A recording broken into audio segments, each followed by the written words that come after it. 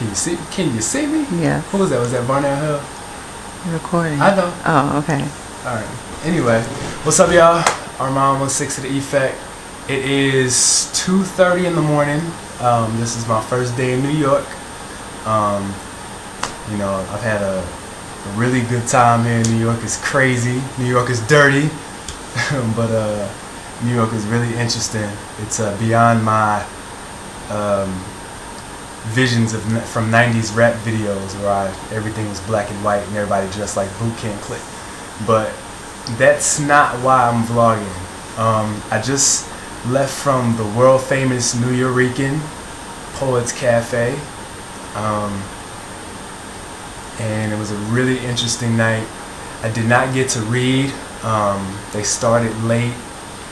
If you didn't know, I don't do a whole lot of, even though a lot of you guys know me as an MC or as a rapper, I don't do a whole lot of rap shows where I'm rapping over beats.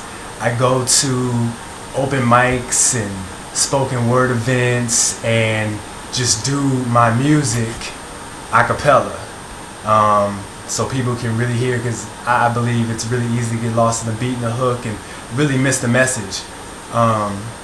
And really, to be honest with you, if you listen to my music, a lot of it isn't really hook and beat centered. It's really focused on the lyrics of the meat of my music. So the people who were there, who were reading, great, incredible poets. Tonight I heard by far the best poet I've ever heard in my life, this guy named Chris Anderson from New Jersey. Incredible. But a lot of the poetry that was there was really bitter, really hopeless, really angry, really sad. Like I was angry while I was hearing some of the stuff, just because I'm just trying to figure out where the seeds were planted. Where did all this come from? And I'm gonna keep it real. I've been doing these open mics for a year now. And when I'm there, shout out to Wally, shout out Serious Dad, what's up? When I'm at these events, I'm the only Christian there. Straight up. I'm the only one performing. There are Christians in the audience, there are people of God in the audience.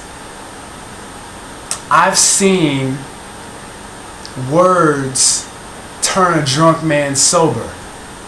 I'm in these bars, lounges, surrounded by scantily clad women, surrounded by drunk guys and just drunk people in general, people with foul intentions, spitting my words that have the heart of God in it. And I don't think y'all realize how real it is out here. Like, a lot of y'all know me from Twitter, and a lot of y'all know me from Facebook, and a lot of y'all hit me up and tell me that I don't speak about Jesus enough in my tweets and in my statuses. But I'm out here. I perform at these events. I evangelize. I'm a minister in training at my church.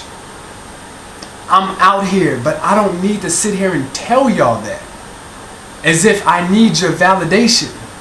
I need your prayers, because it's rough out here.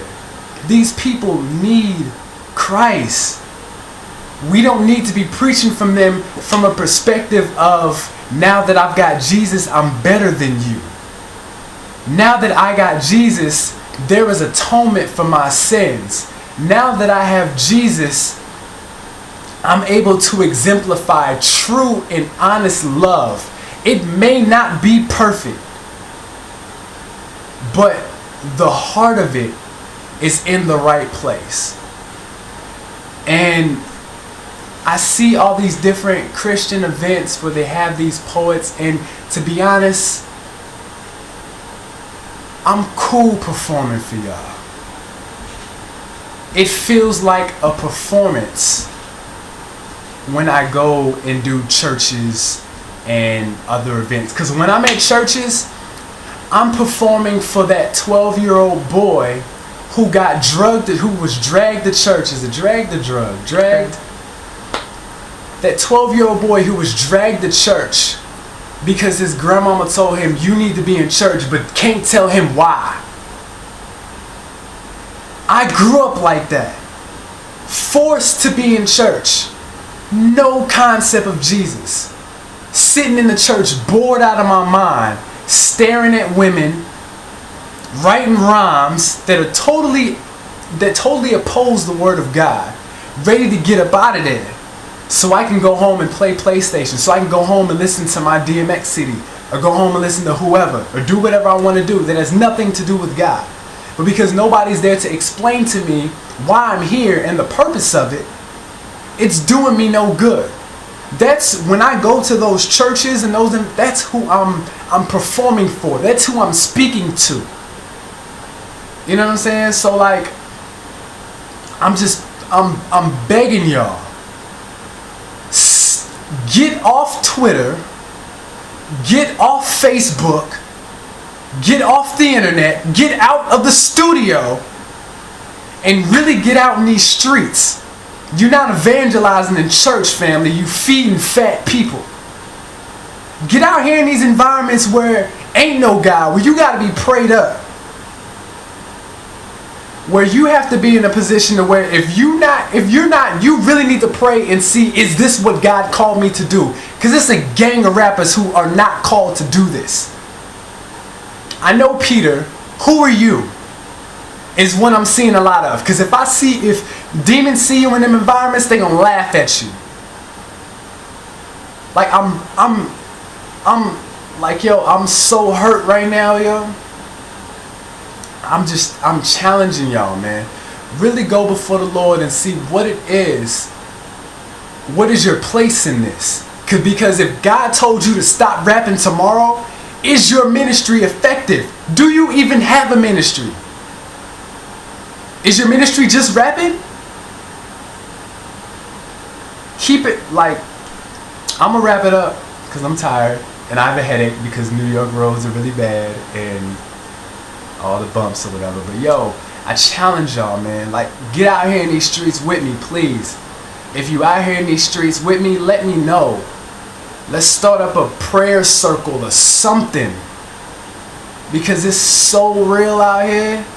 It's so real. And if you were at Nuyorican, or if you've ever been to any of these environments, you understand. And I'm praying for y'all, man. If I don't say anything after you hear me speak or after you hear me performing, I continually pray for everybody that hears what I say. That the heart of God would convict them with love. You know what I'm saying? So I'm out, man. I'm out. I'm not tying this to no mixtape or no album.